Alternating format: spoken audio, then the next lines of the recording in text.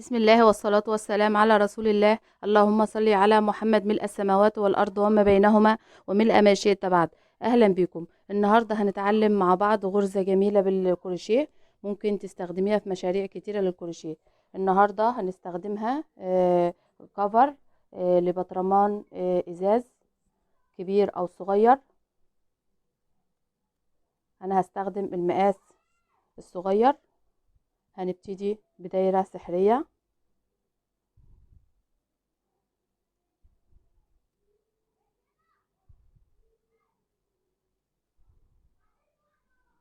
بشتغل كمان 2 سلسلة، بلف الخيط على الإبرة وبشتغل داخل الدايرة كمان 11 عمود علشان يكون مجموع الأعمدة اللي معانا 12 عمود. الثلاث سلاسل اللي في الأول بيكونوا عمود معانا. هشتغل كمان 11 عمود،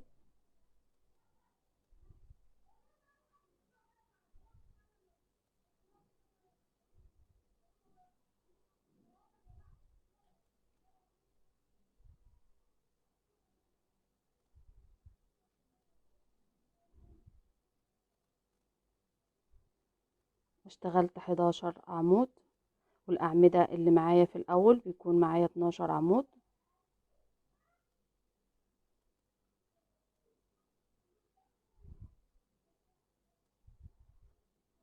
12 بضيق الدايرة وبقفل الأعمدة في السلسلة الثالثة، بعد 1 2 3 وفي السلسلة الثالثة بقفل بمنزلقة. برتفع 3 سلسلة وبشتغل تزايد 2 عمود في نفس بلف الخيط على الإبرة وبشتغل عمود في نفس المكان.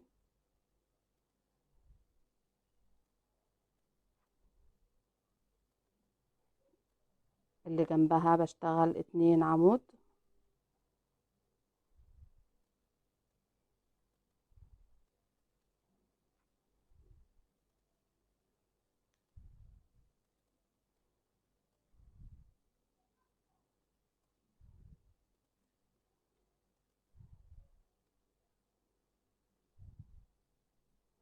وبكمل بنفس الطريقة، بشتغل 2 عمود فوق كل عمود.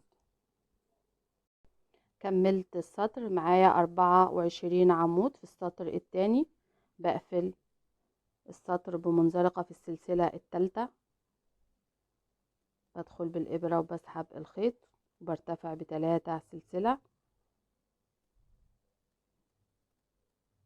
السطر الثالث اللي معايا هنا بشتغل تزايد في عمود وبسيب عمود. باجي للسطر او السلسلة اللي بعدها بشتغل تزايد 2 عمود،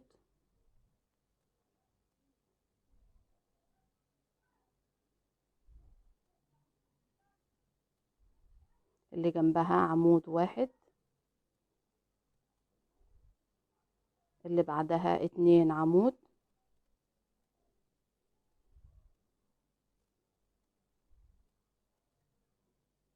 اللي بعدها عمود واحد، اللي جنبها 2 عمود، وبكمل السطر بنفس الطريقة. بشتغل تزايد في عمود وبسيب عمود. كملت السطر واشتغلت تزايد في عمود وبنسيب عمود وبنوصل لآخر عمود. هنا معايا عمود واحد، آخر عمود بشتغل تزايد 2 عمود،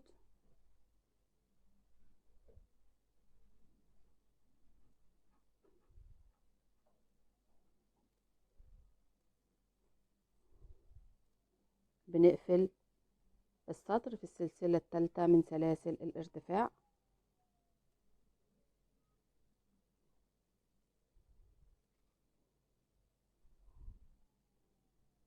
وصلنا للمقاس اللي محتاجينه. لو هتكبريها عن كده بتشتغلي في السطر اللي بعدها، بعد تشتغلي تزايد بعد 2 عمود،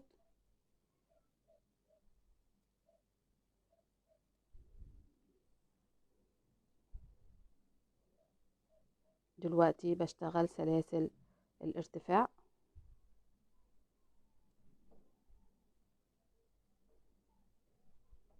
بلف الخيط على الإبرة وبدخل في العمود اللي معايا هنا وبشتغل عمود،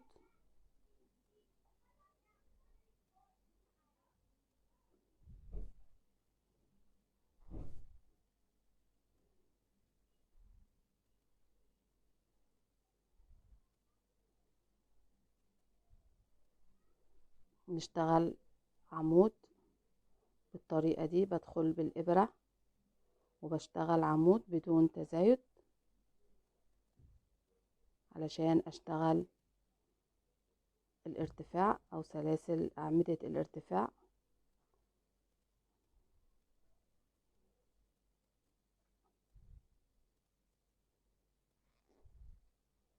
وبكمل لحد ما أخلص السطر. كملت السطر ووصلت لآخر عمود. دلوقتي بنقفل السطر في السلسلة الثالثة. بدخل بالإبرة وبسحب الخيط وبقفل بمنزلقة. دلوقتي بنشتغل مع بعض الغرزة.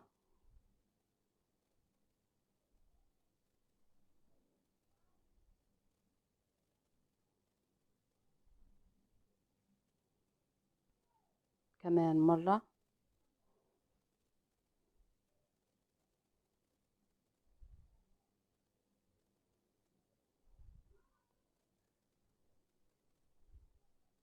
في الغرزة اللي بعدها بدخل بالإبرة بسحب الخيط، بشتغل غرزة حشو.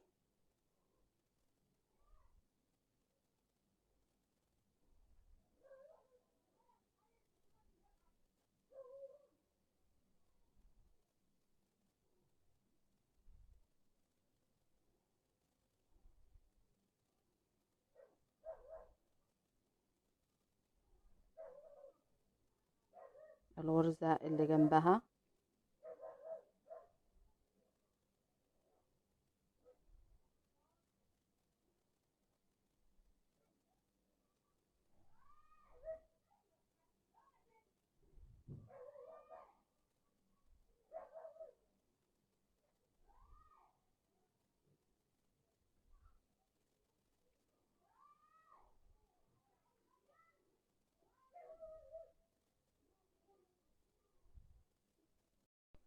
وصلت لآخر السطر. دلوقتي بنقفل بمنزلقة في أول غرزة عملناها هنا، غرزة الحشو اللي عملناها هنا. بدخل بالإبرة وبسحب الخيط. هسحب اللون التاني، هغير اللون.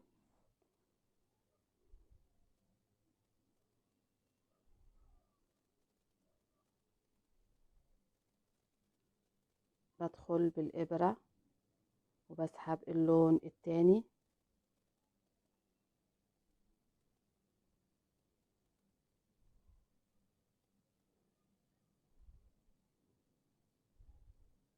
وبرتفع ب3 سلسلة.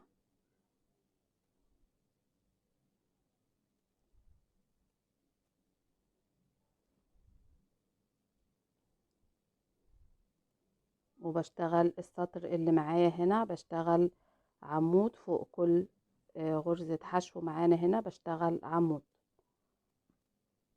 باخد الخيط اللي معايا هنا تحت الغرز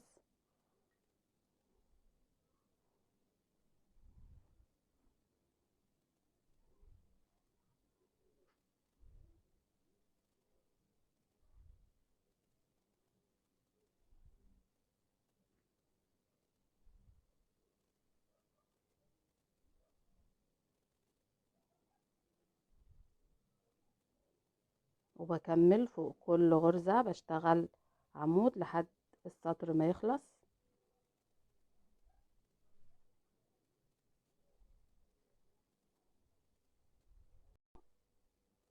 بنقفل السطر في السلسلة الثالثة.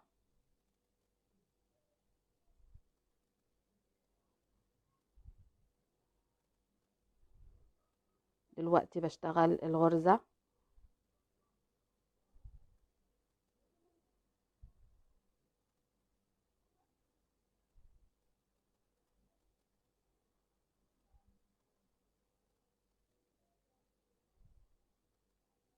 وبشتغل غرزة حشو.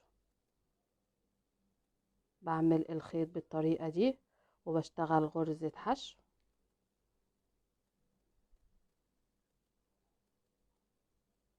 بثبت الخيط بالطريقة دي علشان يكون بمقاسات متساوية، وبشتغل غرزة حشو.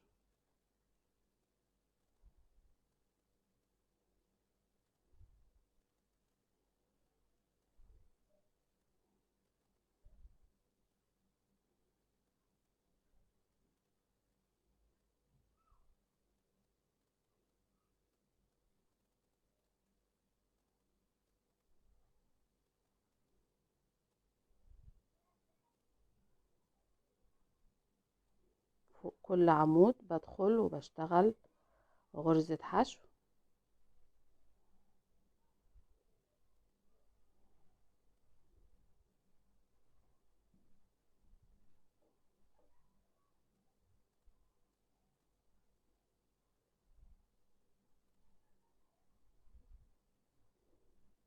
طبعا الشكل ده بيكون ثابت بالشكل ده.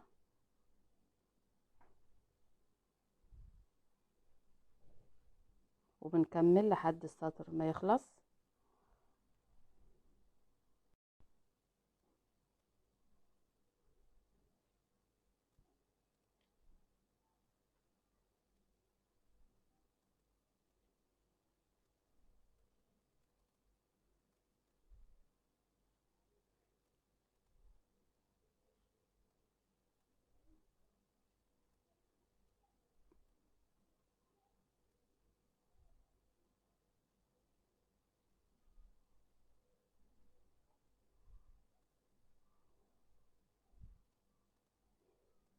وبنقفل بمنزلقة.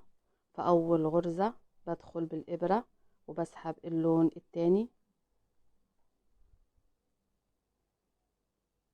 بمنزلقة، بسحب الخيط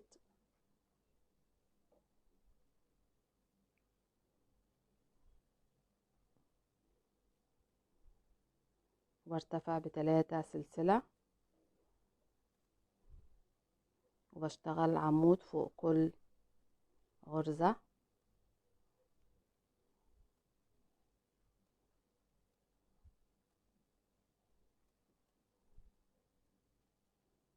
وبكمل بنفس الطريقة سطر بشتغل أعمدة، وسطر السطر اللي بعده بشتغل الغرزة اللي معانا هنا شكلها جميل.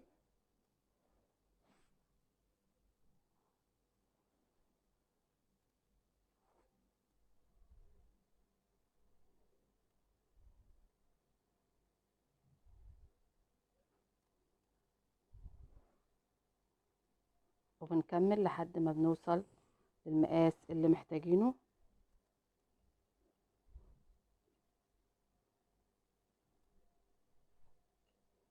وبكمل لحد ما بوصل للمقاس اللي محتاجاه.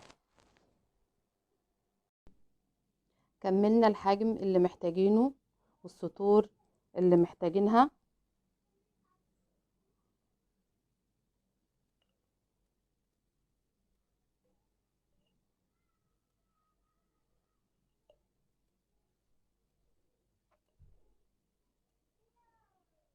وصلنا للمقاس اللي محتاجينه. في آخر سطر عندنا قفلنا بمنزلقة، هنقص اللون اللي معانا وبشتغل سلسلة وبسحب الخيط علشان يتثبت معانا. دلوقتي بكمل سطرين، آخر سطرين بغرز الحشو. بجيب اللون التاني وبشتغل حشو فوق كل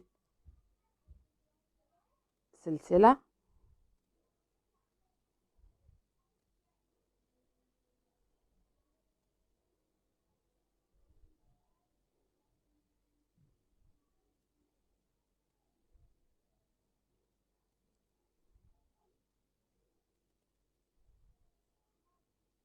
وبكمل بالطريقة دي السطر اللي معانا هنا والسطر اللي بعده بغرز الحشو. كملت اخر سطرين بغرزة الحشو، وقفلنا بمنزلقة وربطنا اللونين مع بعض، ودخلنا كل خيط تحت لونه، وده بيكون شكل الغرزة اللي معانا.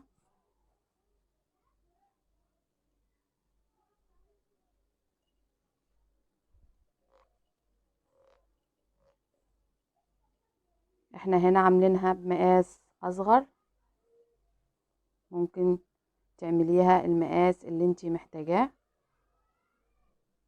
ده مقاس اكبر معانا لبرطمان اكبر.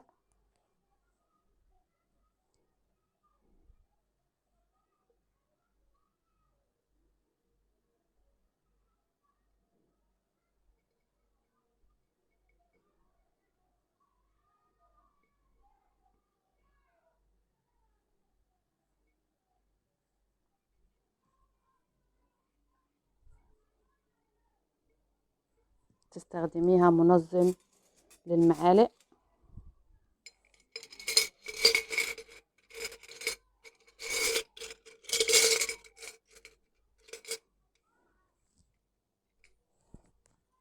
والصغيرة اللي هنا ممكن تستخدميها منظم او مقلمة مكتب للإقلام او للإبر. وده كان فيديو النهاردة وفكرة النهاردة. لو الفيديو عجبكم ما تنسوش تعملوا اللايك وشير للفيديو، ما تنسوش تشتركوا في القناة علشان يوصل لكم كل الفيديوهات والأفكار.